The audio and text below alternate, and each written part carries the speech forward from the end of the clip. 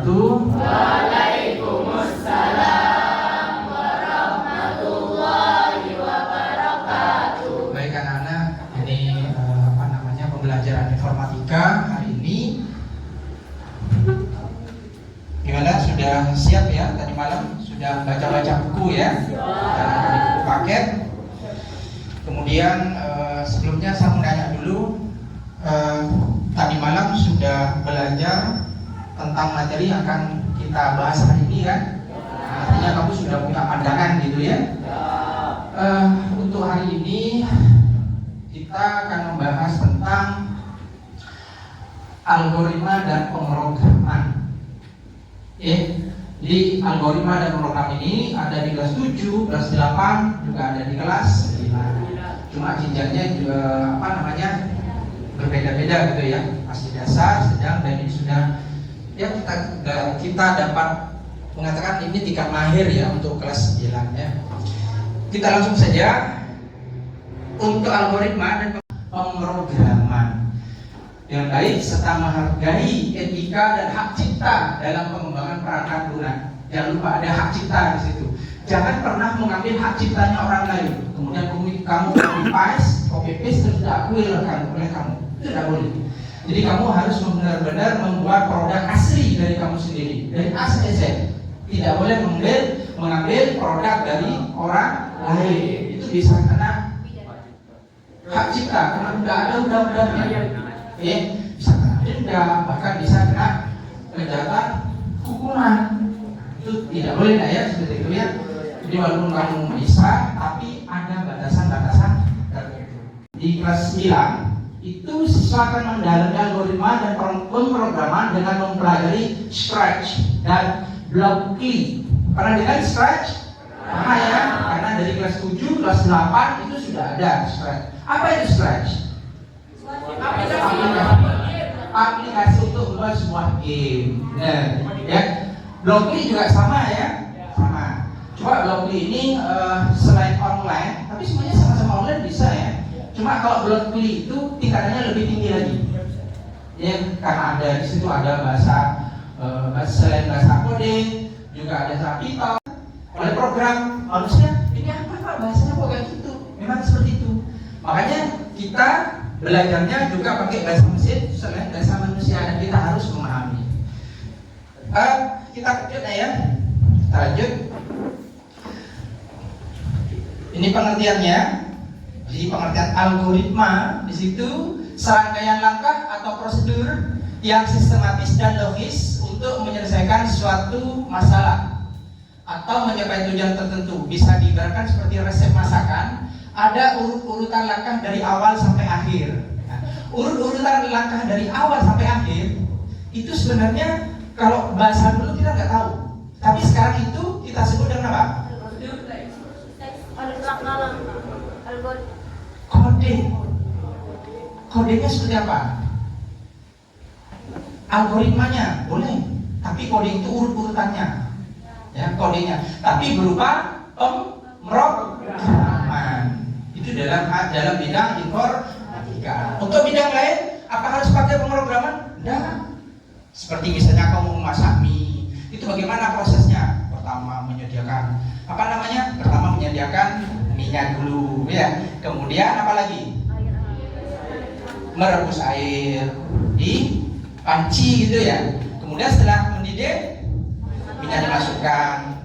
Kemudian setelah itu dikasih bumbunya, kemudian disiapkan piringnya, kemudian ditiriskan, dituangkan ke piring, sudah siap disantap, siap dinikmati gitu ya. Kemudian untuk pemrograman, proses menerjemahkan algoritma tersebut ke dalam bahasa yang dimengerti oleh komputer, lain namanya bahasa pemrograman. Tidak semuanya orang itu, walaupun orang-orang komputer pun itu yang namanya bahasa pemrograman belum tentu bisa menguasai, karena orang-orang tertentu saja. Ya? Oke, jadi kesimpulannya algoritma adalah langkah menyelesaikan masalah, sedangkan pemrograman cara mengimplementasikan langkah tersebut ke dalam itu yang offline. Ya, kalau seperti ini online, sebenarnya blog itu banyak macamnya ya. Cuma yang Yang ini yang kita pelajari di kelas 9. Untuk yang itu juga pelajaran kelas 9, cuma itu bersifat offline. Untuk apa offline? Ketika di sekolah tidak ada internet, kamu juga bisa membuat game. Bukan bermain game. Kalau bermain game mudah ya. Anak TK bisa. Tapi kamu coba buat game. Itu tantangan. Nah, yang kita pelajari itu kita membuat sebuah game. Menciptakan game. Ya, jadi menggunakan aplikasi. Kita lanjut. Kemudian ini aplikasi Scratch. Nah, di dalam aplikasi Scratch itu ada menu-menu ya, ada menu-menu ini di sini. Menu apa saja Pak? Di situ ada motion atau gerakan. Jadi blok-blok untuk menggerakkan sprite. Sprite itu apa? Objek yang ada di dalam aplikasi Scratch yang digunakan untuk apa? Membuat game. Objek dari sebuah game, dan objek tidak harus satu ya, bisa lebih, bisa dua dan seterusnya. Kemudian ada looks atau tampilan, blok untuk mengatur tampilan, ya, tampilan spread, soundnya juga, sound atau suara, blok untuk mengatur suara, event, blok untuk memicu jalannya script berdasarkan peristiwa tertentu, control, blok untuk mengatur alur pemrograman atau program, sensing atau sensor, blok untuk mendeteksi kondisi atau input, operator, blok untuk melakukan operasi matematika, logika, dan teks, variabel, blok untuk menyimpan dan mengubah nilai atau data serta my block atau blok kota sendiri. Ini membuat blok custom atau membuat sendiri ya, mengelompokkan kode yang sering dipakai agar program lebih rapi dan modular. Biasanya my block itu digunakan untuk menampilkan apa? Kalau game terus ada angka, apa namanya itu?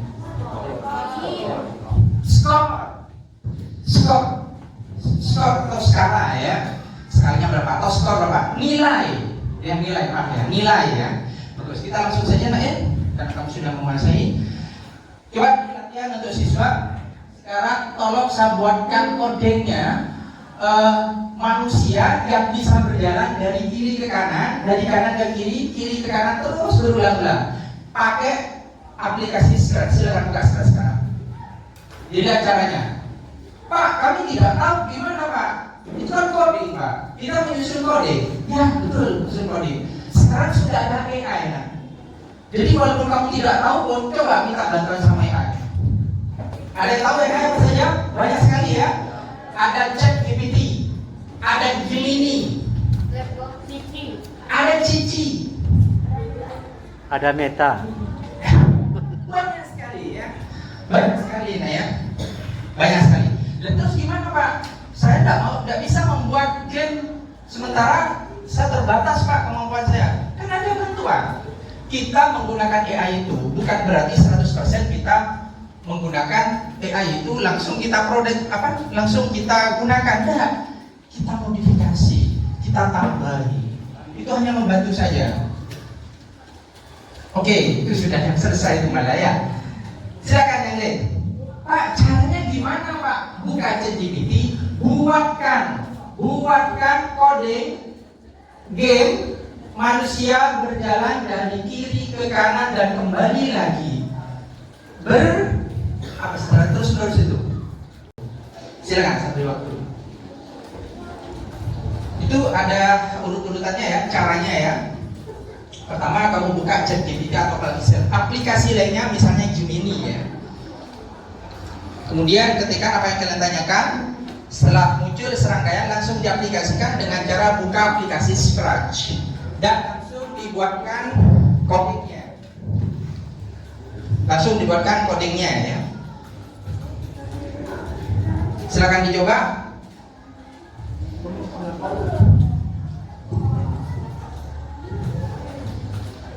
Bisa? Saya. Bagaimana caranya?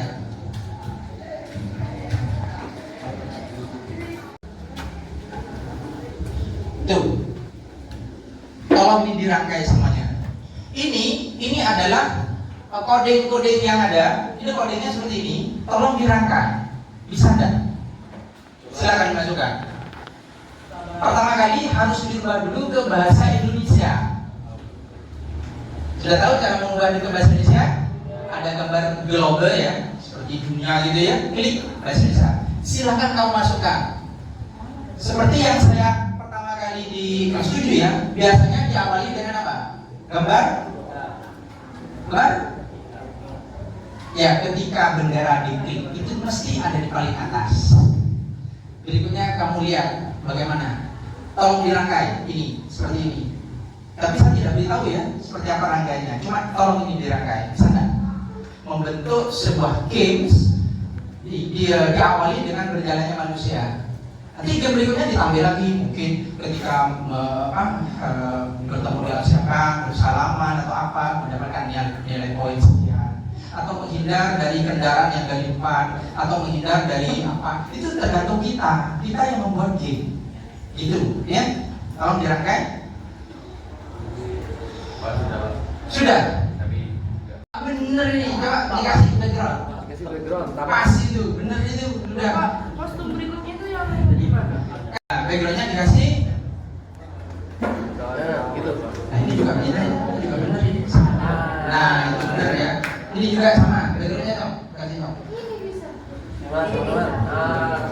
Itu di pantai. Nah bergerak itu sudah. Bener, bagus, pintar kamu ya. Bisa. Ya. Lah itu juga bisa, banyak yang bisa ya. Tampilannya tolong dilebarkan, bisa ya? Tampilannya dilebarkan. Dilebarkan tampilannya. Oh, belum ya, belum selesai. Nah ini dilebarkan. Pakai yang ini aja, pakai yang ini aja. Nah, yang ini dihapus. Dua-duanya. Jangan lupa background belakangnya dikasih nah. Belakang backgroundnya dikasih. Dikasih backgroundnya. Silakan agak cepat ya. Background belakangnya. Oke, ini Pak Fauzan. Bisa Pak Fauzan. Nih, bisa juga ya. Belum bergerak. Kakinya belum melangkah. Ada yang bisa melangkah? Tunjukkan ke saya. Coba jam. Ya, terus. Pokoknya ini kalau dirangkai bisa enggak kira-kira? Sudah saya kasih. Ya. Terserah kita kan yang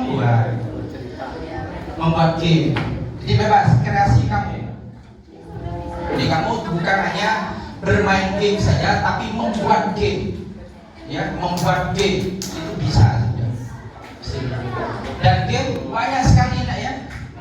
Menghindari di tangan, game ngambil.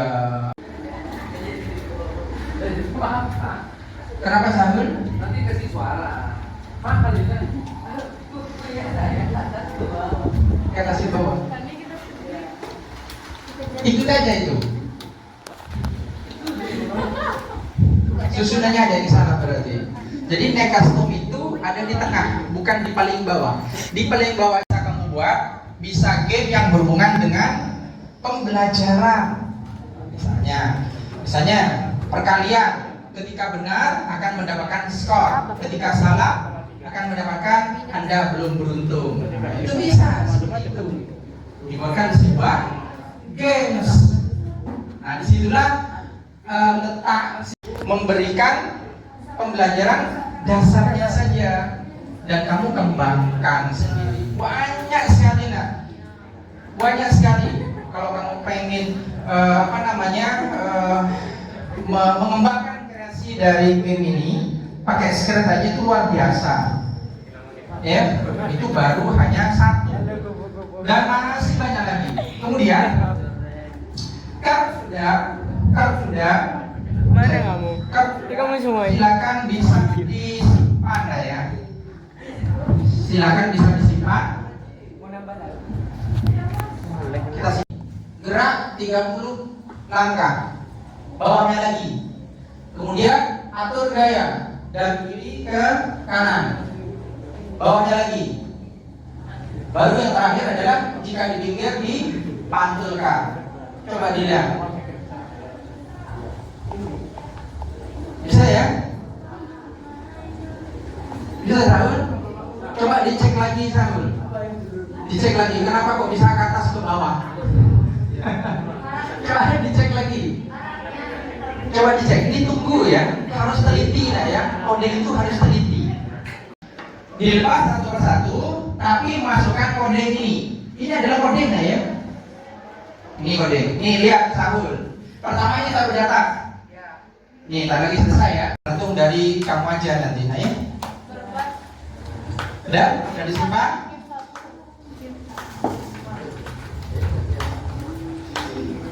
Baik. Jadi kesimpulannya di sini, bahwa siswa menjadi lebih paham ya tentang bagaimana konsep dasar pemrograman seperti perulangan, percabangan, variabel, dan L1 melalui pengalaman langsung. Jadi langsung kamu membuatnya. Kemudian dalam membuat game itu mendorong siswa untuk berkreasi dan mengembangkan imajinasi dalam rangka merancang cerita, karakter, dan mekanisme permainan. Dan seterusnya. Terakhir siswa belajar bagaimana membuat alur cerita. Jadi kamu punya angan-angan cerita. Kalau di bahasa Indonesia berupa karangan ya, tapi kalau di ini dibuatkan sebuah game. Ya, ada objeknya di situ bergerak.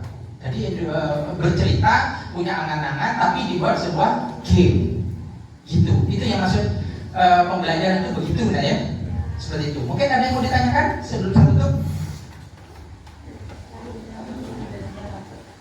Mungkin? Ya, silakan. Kalau game di Play Store itu dibuat di mana? Game di Play Store bagus. Game di Play Store itu buatan manusia juga dibuat, tetapi sudah artinya bukan game seperti ini lagi, artinya game sudah agak ya bukan seperti ini lagi. Jadi tidak semua orang itu bisa membuatnya, karena memang itu sudah tingkat mahir. Biasanya aplikasinya banyak, nak. Bisa menggunakan di situ ada Python, bisa Python, JavaScript, banyak sekali ya, kalau saya sebut banyak sekali, dan itu tergantung dari game apa. Yang dipakai itu adalah Python biasanya. Itu